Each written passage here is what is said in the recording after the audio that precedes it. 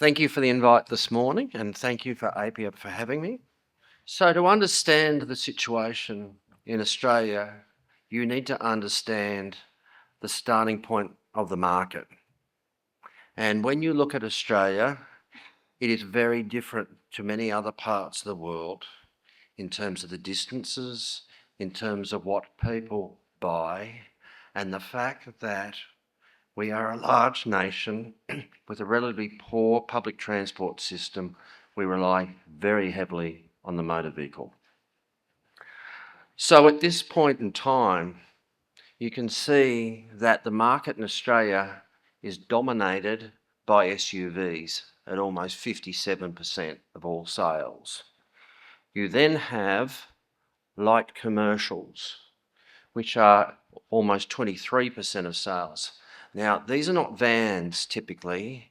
These are what the world calls pickup trucks, and in Australia we call them utes. So the market is quite different, especially to the European market, where a large concentration of large vehicles through SUVs and utes. Passenger vehicles year to date are only 17% of the market, and that number is dropping year on year. So the trend is for growth in the other two segments and a reduction in passenger motor vehicles. We also have the heavy trucks making up 4% of the market. If you then break down what we sell by fuel type, you can see the internal combustion engine still plays a very significant role in our market. So petrol and diesel combined are over 70% of the market. Hybrids based on petrol are at 14%. Electric vehicles are at 6.5%, and I'll come back to this in a minute. And you have plug-in hybrids at just 1.7%. So historically, the market has been dominated by petrol and diesel and remains that way. So the government announced earlier this year in February that it was going to release its fuel efficiency standard. And to the credit of the government, they talked about their aim was to reduce CO2. It's not technology specific, it is technology neutral. And that is a good thing. They rushed that legislation through, and it went through the Parliament in May, which is an extraordinarily quick time frame in the Australian context. The targets that they have set are extremely ambitious. A 59% reduction in CO2 for passenger motor vehicles. So that includes passenger motor vehicles and SUVs, and the light commercial vehicles will reduce by 47.6% by 2029. So in just 4 years, dramatic improvements in CO2. And for the brands that don't meet those targets, there will be substantial penalties. And that penalty is $100 per gram, which equates to approximately 60 euros per gram. So there you can see those targets. We start passenger motor vehicles this year at 137 grams on average. That needs to drop to 58 grams by 2029. And for light commercial vehicles, we have exactly a half reduction from 220 grams to 110 grams. And that chart shows the level of ambition and the pace of that ambition. So if I look at the electric vehicle segment of the market, you can see from the figures behind me that the growth rate to last year was dramatic, but off an extremely low base. Electric vehicles are a big change for Australian consumers, and I'll go through that in more detail. But if you look at the state governments, this is not the federal government, but many state governments in Australia have an ambition of 50% EVs by 2030. That trajectory is very dramatic, as shown in the chart. Herein lies the challenge for the industry that has no domestic manufacturing, that imports vehicles, and for a country in which consumers have a preference for larger vehicles. So can electrification occur in the Australian context? Well, the answer is yes. And if you don't believe me, the statistics demonstrate this quite clearly. In the passenger motor vehicle medium segment in Australia, year to date, almost 50% of sales are EVs. Now, you may say that's good news.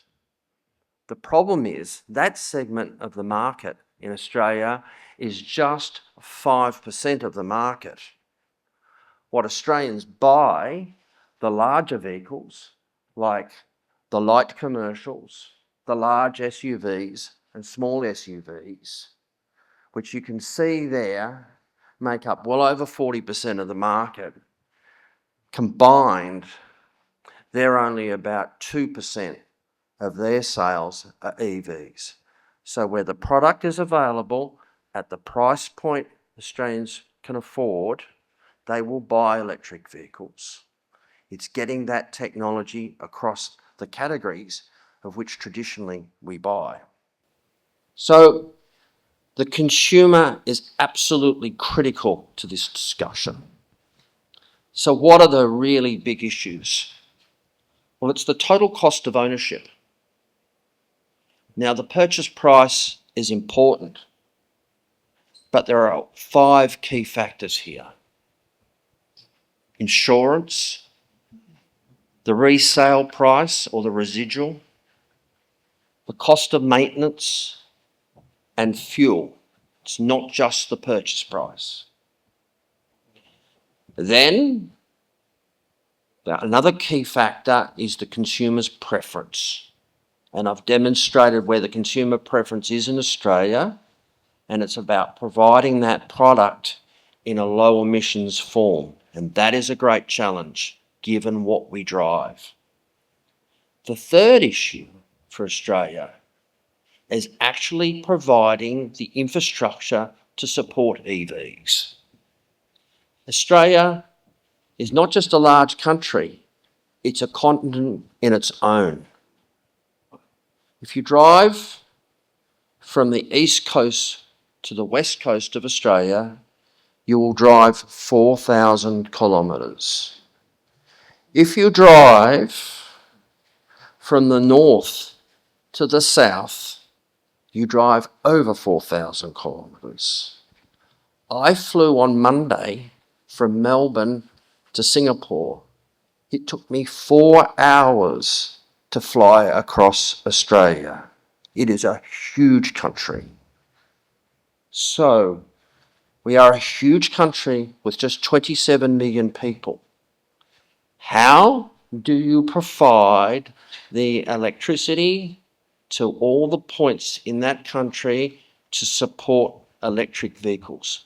It is an enormous challenge.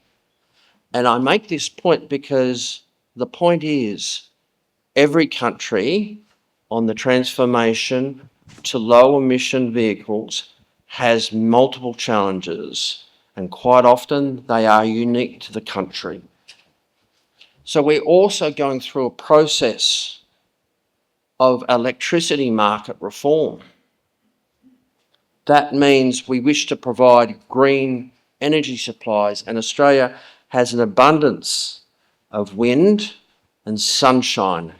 Hence, we have wind turbines and we have a very high penetration of solar electricity. But the challenge is to get that electricity to the market because it is generated in new areas. So there has to be enormous generation of poles and wires put into place. We then have to provide the recharging infrastructure to support EVs, and that is going to be an enormous challenge, especially given our highway system and the size of it. So the message I leave you, as we've heard before this morning, industry, government need to work together, but the third and most important element of this equation is the consumer. Thank you very much.